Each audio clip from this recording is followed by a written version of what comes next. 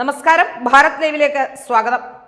DYSP പങ്കെടുത്ത ഗുണ്ടാവിരുന്ന് സേനയിലെ പുഴുക്കുത്തു ചൂണ്ടിക്കാട്ടി മുഖ്യമന്ത്രിക്ക് കത്തയച്ച പോലീസുകാരന് സസ്പെൻഷനും.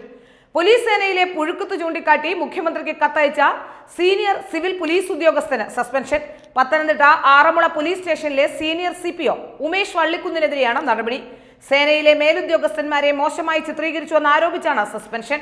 തമ്മനം ഫൈസലിന്റെ വീട്ടിൽ ഡിവൈഎസ്പിയും 2 CPOമാരും വിരുന്നിന് പോയ സംഭവത്തിന് പിന്നാലെ ഉദ്യോഗസ്ഥർക്കെതിരെ നടപടിയെടുത്ത സംഭവത്തിൽ അഭിനന്ദനം അറിയിച്ച് ഉമേഷ് മുഖ്യമന്ത്രിക്ക് ഇമെയിൽ അയച്ചിരുന്നു. തുടർന്ന് ഉമേഷ് കത്ത് സമൂഹ മാധ്യമങ്ങളിൽ പങ്കുവയ്ക്കുകയും ചെയ്തു. കത്ത് പോസ്റ്റ് ചെയ്തതിന് പിന്നാലെ സമൂഹ മാധ്യമങ്ങളിൽ ഈ കത്ത് വൈറലാവുകയും ചെയ്തു. കത്ത് വൈറലായതിന് പിന്നാലെ ഇയാൾക്കെതിരെ നടപടിയെടുക്കുകയായിരുന്നു. അനുമതിയില്ലാതെ മുഖ്യമന്ത്രിക്ക് കത്തയച്ച സംഭവത്തിൽ ഉന്മേഷിനെതിരെ ആഭ്യന്തര വകുപ്പ് അന്വേഷണം ആരംഭിച്ചിരുന്നു. ഗുരുതര ആരോപണങ്ങളാണ് ഉമേഷ് കത്തിലൂടെ ആരോപിക്കുന്നത്. ഗുണ്ടാവിരുന്ന് ആദ്യത്തേതോ അവസാനത്തേതോ അല്ലെന്നും ഉമേഷ് കത്തിൽ പറയുന്നു. ഗുണ്ടകളുടെ അമേദ്യം അമൃതായി കരുതുന്ന അണ്ണന്മാർ സേനയിൽ ഇനിയുമുണ്ട്.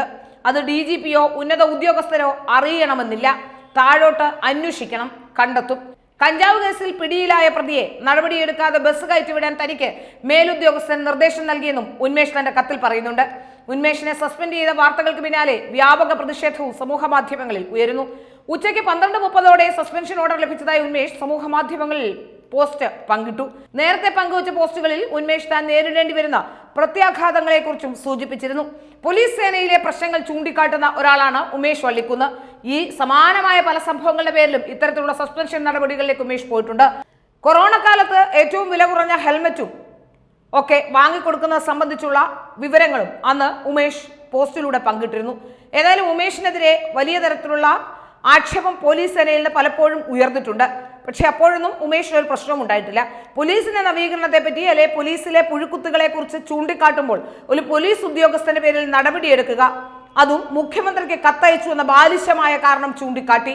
മുഖ്യമന്ത്രിക്ക് മറ്റാരുടെയും അറിവ് കൂടാതെ ഒരു പൗരൻ എന്ന രീതിയിൽ കത്തയക്കാൻ പാടില്ലേ? അതും ഇനി ഒരു പോലീസ് ഓഫീസർ ആയതുകൊണ്ട് ഉമേഷ് ഇന്ത്യൻ പൗരനല്ല എന്നാണോ?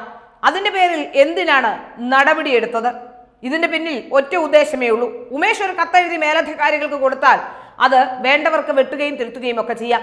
പക്ഷേ എൻ്റെ ഒരു അഭിപ്രായത്തിൽ ഉമേഷ് ഇവിടെ ചെയ്ത ഒരേ ഒരു തെറ്റ് അത് സമൂഹ മാധ്യമങ്ങളിലൂടെ പുറത്തുവിട്ടു എന്നാണ്. ഒരുപക്ഷെ സമൂഹ മാധ്യമങ്ങളിലൂടെ അത് പുറത്തുവിടാൻ കാരണം അല്ലെങ്കിൽ ഇത്തരം ഒരു കത്ത് ചെന്നതായി മുഖ്യമന്ത്രിയോ അല്ലെങ്കിൽ അത്തരം ഒരു കത്ത് അയച്ചതോ അല്ലെങ്കിൽ പോലീസ് സേനയിൽ ഇങ്ങനെയൊക്കെ നടക്കുന്നുണ്ടോ എന്ന് മറ്റുള്ളവർ അറിയുകയോ ചെയ്യണമെന്നില്ല. അതുകൊണ്ടായിരിക്കാം ഒരുപക്ഷേ ഉമേഷ് ഇത്തരത്തിലൊരു കത്ത് ആ കത്ത് പുറത്തേക്ക് സോഷ്യൽ മീഡിയ വഴി പങ്കുവച്ചത് എന്നാണ് തോന്നുന്നത്. ഏതായാലും ഉമേഷിനെതിരെയുള്ള നടപടിയിൽ വ്യാപക പ്രതിഷേധമാണ് ഉയരുന്നത്.